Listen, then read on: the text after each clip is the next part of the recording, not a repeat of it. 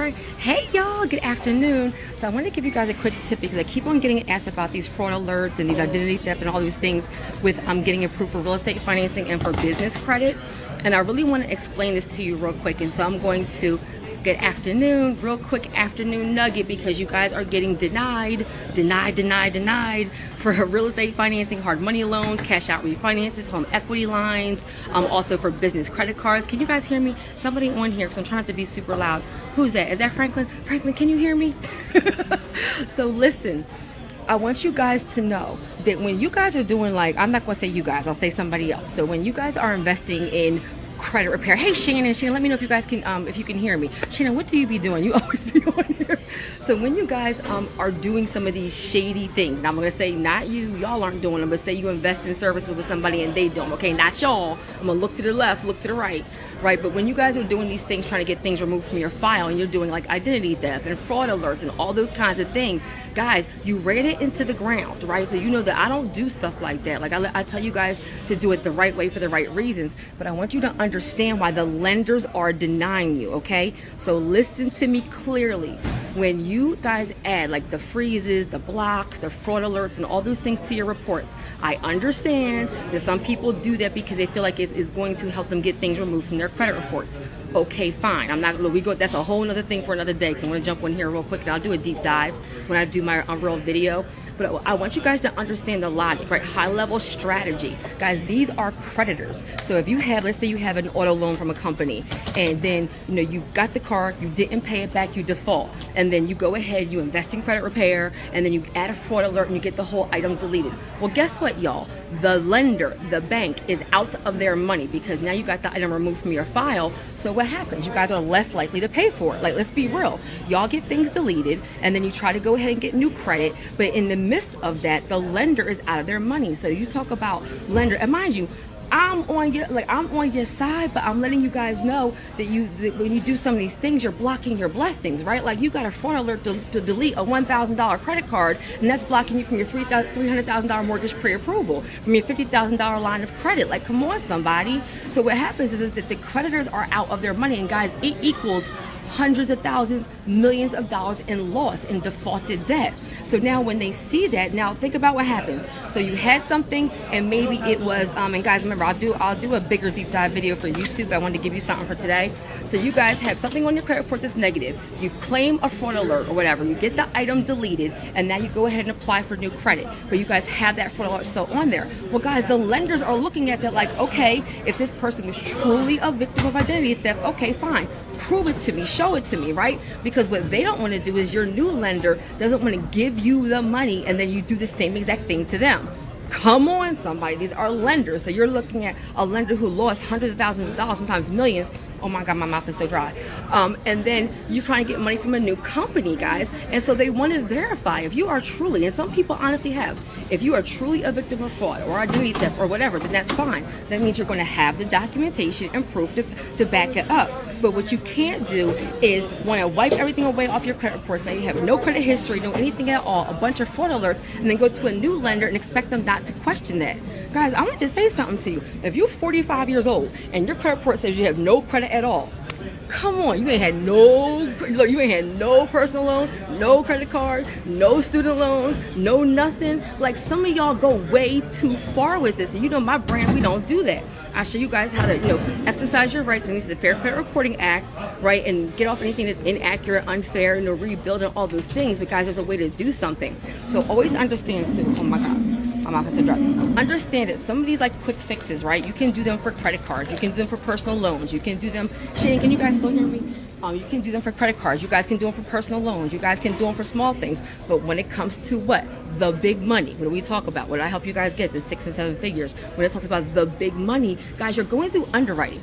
Do you know what an underwriter is? An underwriter's sole job is to scrutinize your entire file and make sure everything is accurate. I'm trying to hold the phone because I don't have my stand, y'all, so I'm not bad, and get something to drink. An underwriter's sole job is to verify everything on your reports. Y'all always getting me. I was late, then my Uber was late, then all kinds of stuff. I meant to do this in my hotel room.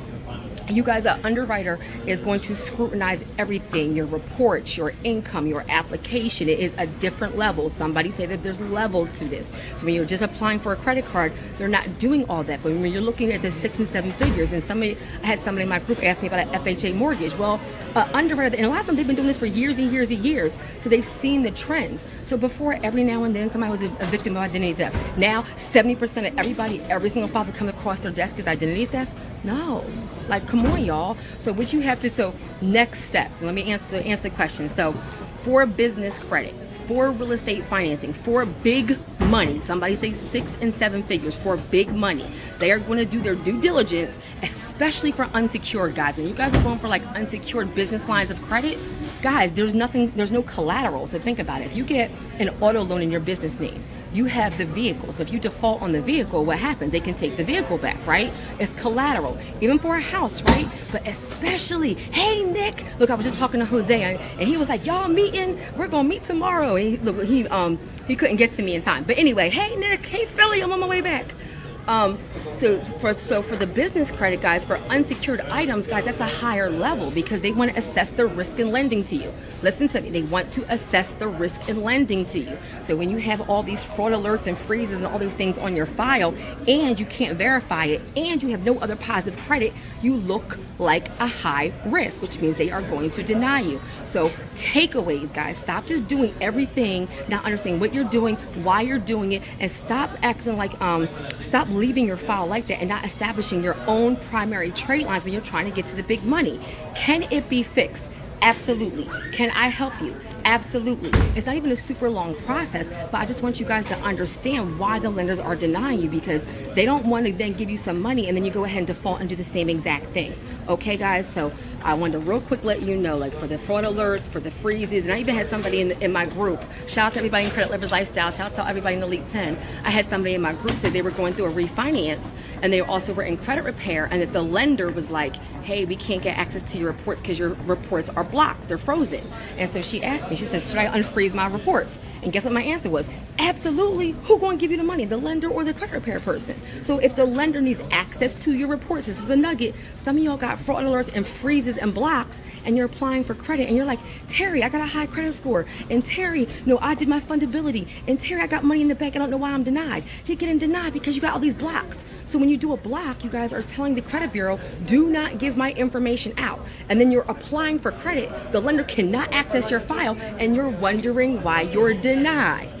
That should have freed somebody. So look, I'm trying to stay quiet because I'm the thing. So I want to real quick give you a video before I jump on the plane. I will do a bigger deep dive, but just know you need your own primary trade lines. If you have not truly been a victim of fraud or identity theft, then you need to get those things off of your credit reports, guys. I see business credit denials.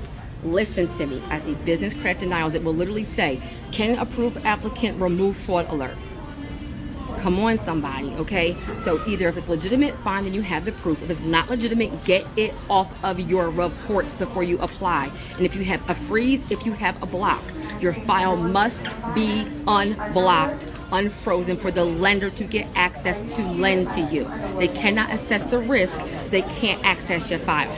Gotta go. Oh no, somebody put a question here. Now y'all know I can't see. Okay, what time is it? 12. I have to get ready to board the plane, y'all. But I hope that helped you. I hope that blessed you. I will do a bigger deep dive depending on what time I get home. I'm either going to do a Terry's Tips video when I get home, or I have to go get my car and have to go do something for the group. Shout out to everybody in the group because they're going to get priority. So I'm going to do a live in there, a live Q&A session for them.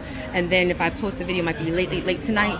But I will post this on my Instagram so you guys can hear this, okay? So just check your report. So takeaways. Pull your credit reports, from Credit Check Total or annualcreditreport.com. Make sure there's no fraud alerts or freezes. Make sure that you have your own primary trade lines. And if and when you do get denied for credit, guys, I always tell you, find out the reason why. I just had somebody in Credit Lovers Lifestyle who used the reconsideration line, and then they just got approved for $2,500 after I told them what to do. So like, I got denied. I said, do this, this, and this. And like literally 60% of the time they get it overturned. So find out the reason why. Because if it's something simple, like remove the fraud alert, remove the freeze, well guys, you unlock the freeze and you reapply and now you qualify. Come on, somebody.